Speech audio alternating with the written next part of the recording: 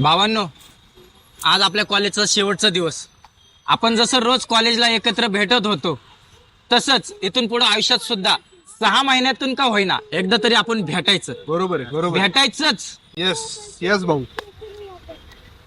आणि भेटल्यावर ना पार्टी बिर्टी करायची एकदम मस्त, लय मजा करायची. पुढे एन्जॉय करू. Yes. काय एक आपसा नंबर. यायचं बरं का? तू पण यायचं बरं का? नाही म्हणायचं नाही तेव्हा. चला बाय. चला भेटू. चला. चला. हॅलो अक्रम भाऊ, अरे 3 वर्ष झाले आपल्या कॉलेजला सोडून. आता तरी भेटायचं का नाही? का नाही एखादा दिवस भेटू ना राव. खूप दिवस झाले बघितलं नाही राव तुम्हाला. अरे पण माझं दुकानाचं एवढं लोड आहे रे, अजिबात जमत नाही मला दुकान सोडून यायला. बघू ना आपण नेक्स्ट मंथला काहीतरी करू ना. हॅलो रोहिदास भाऊ, कुठे? काय ना रे, कॉलेज संपल्यानंतर आपण भेटलो नाही.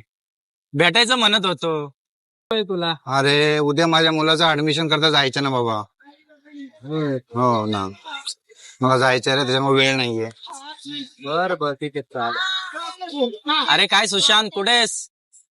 काय अरे कॉलेज नंतर एक पण भेट नाही. भेटायचं का? अरे नाही यार, कारण की काय आहे, आता कॅबवरती ड्रायव्हर असल्यामुळे ना वेळ भेटत नाही. अंगावरती कर्ज पण खूप चाललेलं आहे, त्यामुळे जरा अडचण आहे.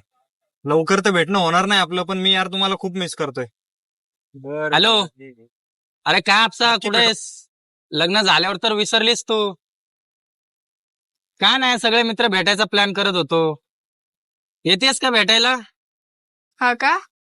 बघू, विचारते मी. काय ग, कोणाचा फोन आहे? मित्राचे. 5 झाले आता मित्र लग्न झाले तुझं आता. सॉरी यार, मला नाही जमणार. म्हणून म्हणतो मित्रांनो, आता जर तुम्ही तुमच्या मित्रांबरोबर असाल तर ही मैत्रीची लाईफ जगून घ्या, कॉलेजची लाईफ जगून घ्या. नंतर ठरवून सुद्धा तुम्ही एकमेकांना भेटू शकणार नाही कित्येक वर्ष. हे क्षण पुन्हा येणे नाही येणे कोण जाणे.